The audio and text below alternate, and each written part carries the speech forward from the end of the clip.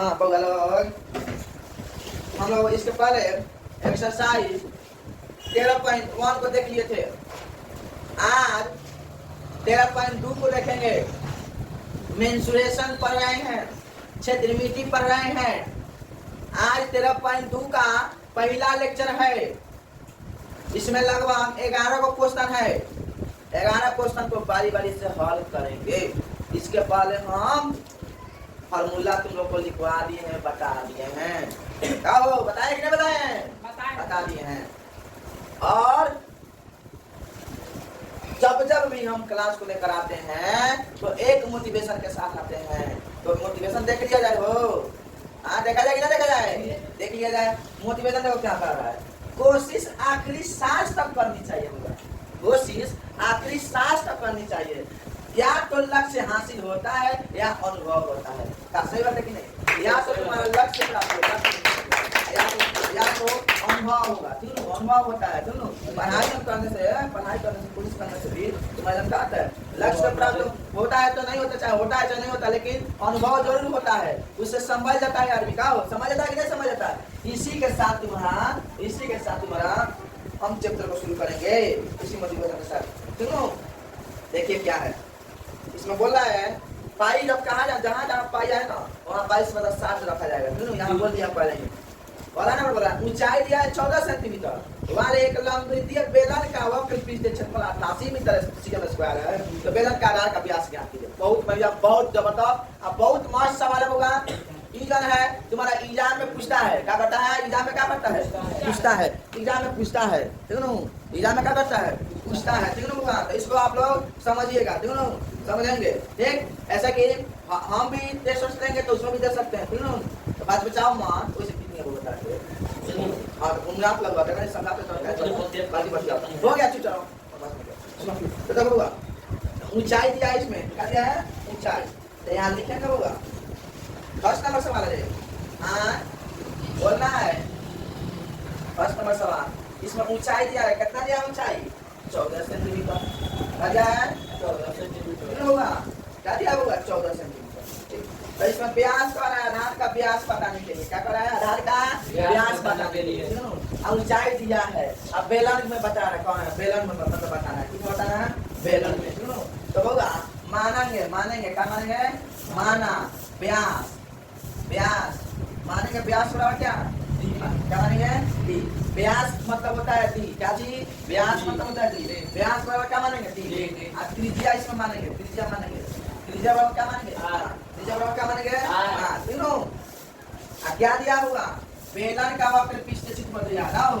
बेलन का वक्र पृष्ठीय क्षेत्रफल दिया है। वो पृष्ठीय क्षेत्रफल कितना दिया है? 88 सेंटीमीटर। 88 सेंटीमीटर स्क्वायर वर्ग सेंटीमीटर। 88 centimetre square centimetre. 88 है तो दिखता नहीं है। देखो 88 सीएम स्क्वायर वर्ग सीएम स्क्वायर। बेलन का वक्र पृष्ठीय क्षेत्रफल क्या होता होगा?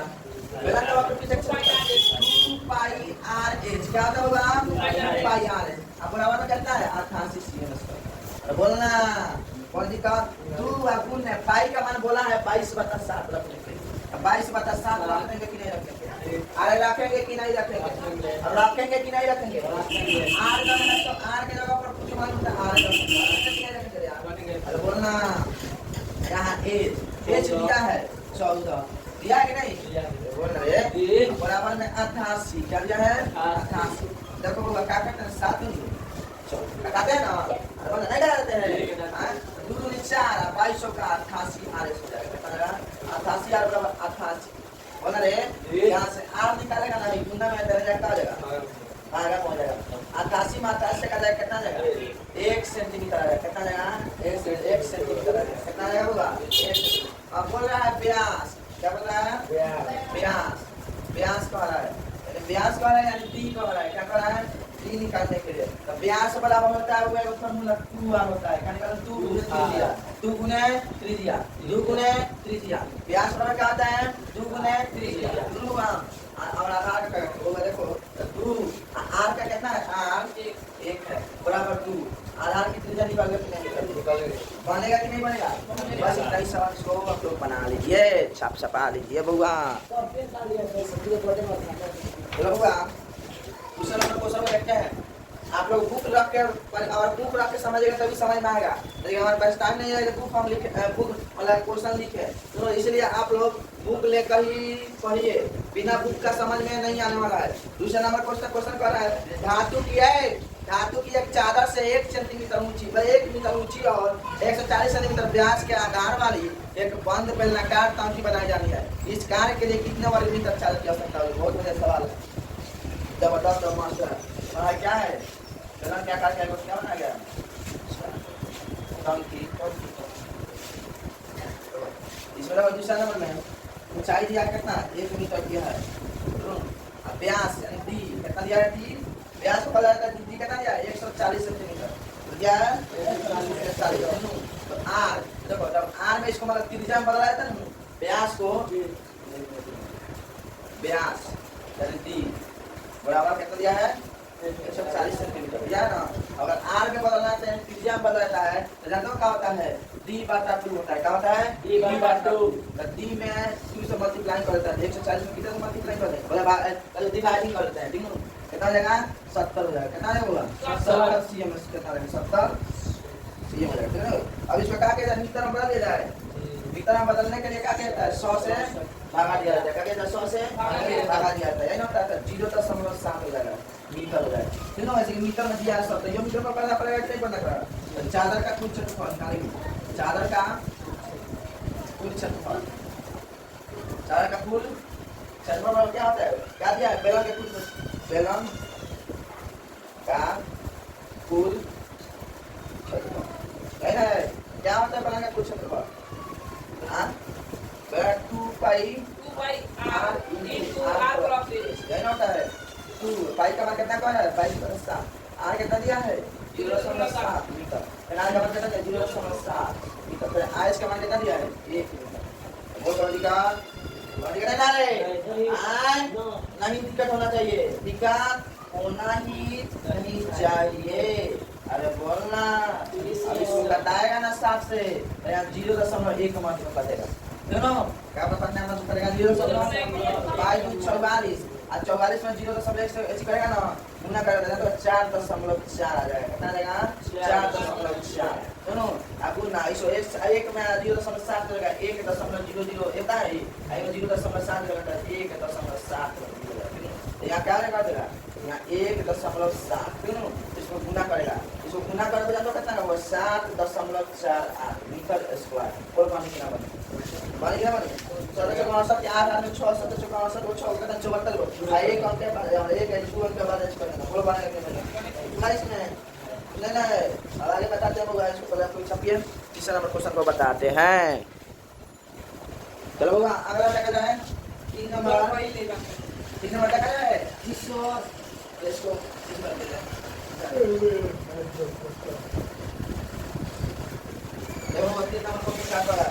धातु का एक पाइप 77 cm लंबा बनाया गया, मतलब लंबा है। धातु का एक पाइप है, देख लो, देखो 13.11 है, 0.11 ये आगे 3 लिखना है। 77 cm लंबा है, तीनों ये है। इसके एक अनुप्रस्थ काट का आंतरिक व्यास तीनों व्यास 4 सेंटीमीटर है और बाहरी व्यास 4.4 सेंटीमीटर है। तो ज्ञात कीजिए ये पहला नंबर का आंतरिक वक्र 20 स्टेशन पर, दूसरा नंबर बाहरी वक्र 30 स्टेशन पर और कुल 20 स्टेशन पर। 3 पर सवाल दिया है, बहुत मस्त है और जबरदस्त सवाल है, तीनों बाबा मस्त भी है और जबरदस्त भी है। सबसे पहले तीसरा नंबर लिखेंगे कि नहीं?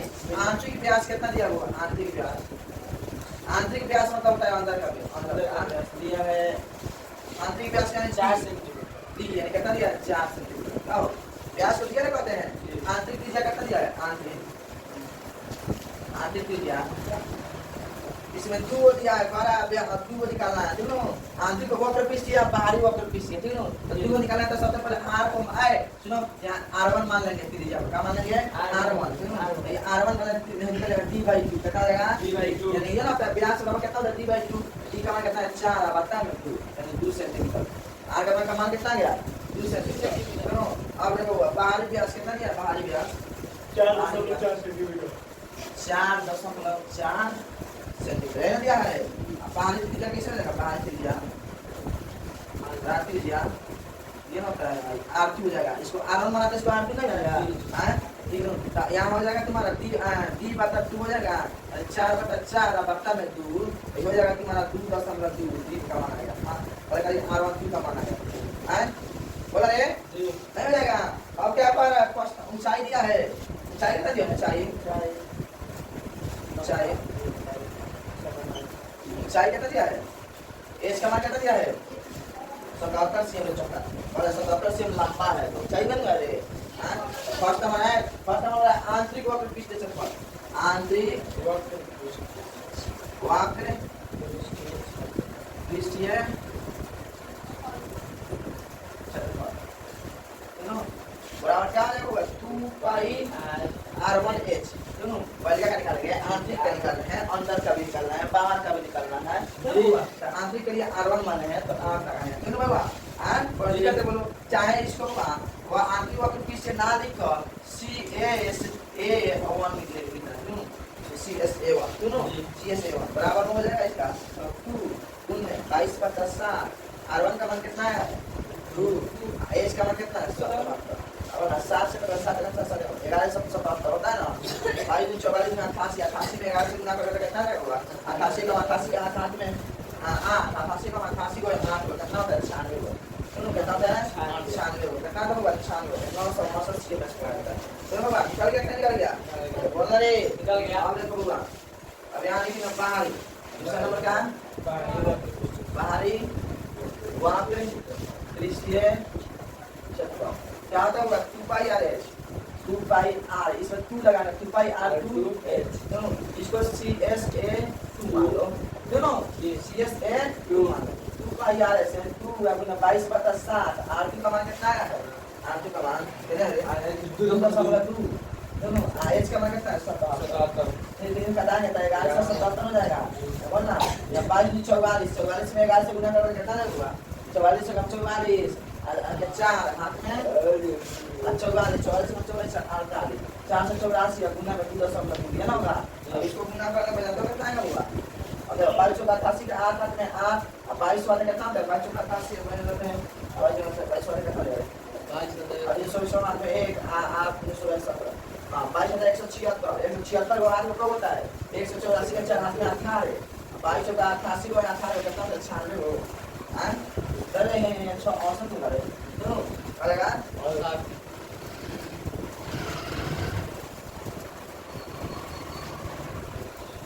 9 हो जाएगा दोनों,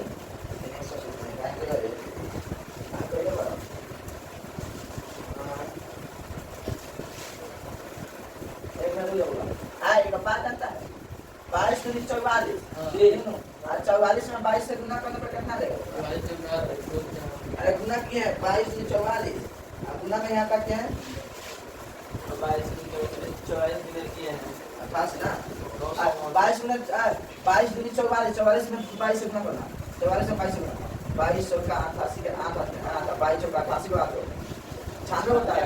हाँ बोला इसको गुना करने में कितना है, 968 आ रहा है, एक को 10 हमला के बाद 96.5 होगा, होगा कि नहीं होगा। अब गुना 11 करते हैं, क्या करते हैं, गुना 11 और अधिकार 11 में 88 का 8 में 8 11 तक 66 66 8 74 के 4 में 7 11 में 99 और 7 कितना होता है 106।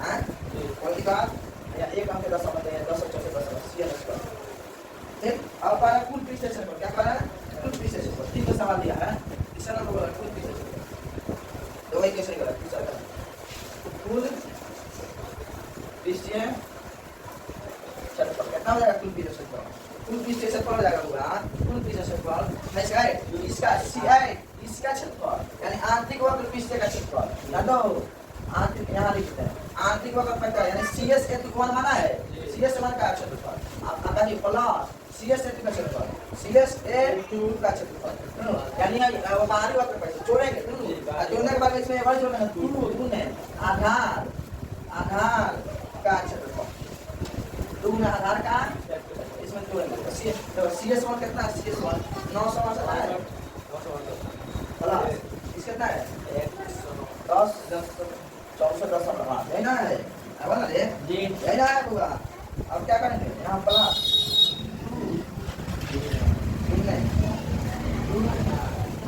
यही होता है तुम्हारा, और ये होता है 2 पाई R1 का होल स्क्वायर, R1 का होल स्क्वायर ठीक है ना, माइनस R2 का होल स्क्वायर माइनस R1 का होल स्क्वायर।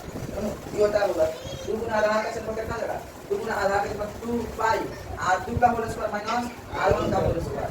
तो यहाँ हो जाएगा 968 में जोड़ेंगे ना, तो जोड़ेगा तो दोनों को कितना 232.8 कितना आएगा 232.8 2 का गुना पाई का 22 में 7 R2 का होल स्क्वायर, R2 कितना है होगा 8 2 22 में 2.2 2.2 का होल स्क्वायर माइनस R1 का होल स्क्वायर, R2 का होल स्क्वायर बोलना। अब यहाँ क्या करेंगे होगा, यहाँ क्या करेंगे, यहाँ पे क्या करेंगे होगा 20.32.8 प्लस 22 44 बटा में 7 बनेंगे। आज क्या करेंगे 22 में 22 गुना में कितना देगा 4.84 माइनस 2 का सेकंड 4 जाएगा कितना होगा। अब देखो यहाँ क्या होता है, अब यहाँ हो जाएगा तुम्हारा 20.32.8 प्लस 44.7 गुना सो घटाएगा तो कितना आएगा 0.84 कितना आएगा 0.84 यहाँ 7 से घटाएगा 12 से 84 0.1 से घटाएगा कितना आएगा 0.1 आ जाएगा 20.32.8 प्लस 5 5 प्लस 5 48 के 8 में 4 अब 4 होगा नहीं होगा एक निकाल के तुम्हारा 5.2 अब इसको क्या करेगा जोड़ देगा, जोड़ने के लिए ना बचा 338.08 सेंटीमीटर स्क्वायर। अब बोल बन गया इतना तो समझ में आया है। यहाँ से लोगों को समझ में नहीं आएगा कुल पृष्ठीय क्षेत्रफल कह रहा है होगा CS1 का यानी भूआंतरिक वक्र का पृष्ठीय क्षेत्रफल प्लस यहाँ क्या बोला जाएगा तो बाहरी वक्र पृष्ठीय क्षेत्रफल फिर जोड़ देगा मैंने वो जोड़ देगा 2 गुना आधार का क्षेत्रफल 2 आधार का क्षेत्रफल क्या होता है होगा 2 आधार का क्षेत्रफल क्या होता है आधार का क्षेत्रफल हो जाएगा यानी पाई 2 पाई तुम्हारा R2 का होल स्क्वायर माइनस R1 का होल स्क्वायर बन जाएगा बन जाएगा इतना आंसर आ जाएगा कितना होगा कौन दिक्कत होगा नहीं ना है अरे बोला रे। अब देखो आगे बताया जाएगा इसको आगे आज के लिए बाबा इतना ही लाना देते हैं होगा लंबा 11 सवाल होगा आज के लिए इतना ही लाना देते हैं ठीक कल मिलते हैं होगा ठीक। थैंक यू धन्यवाद।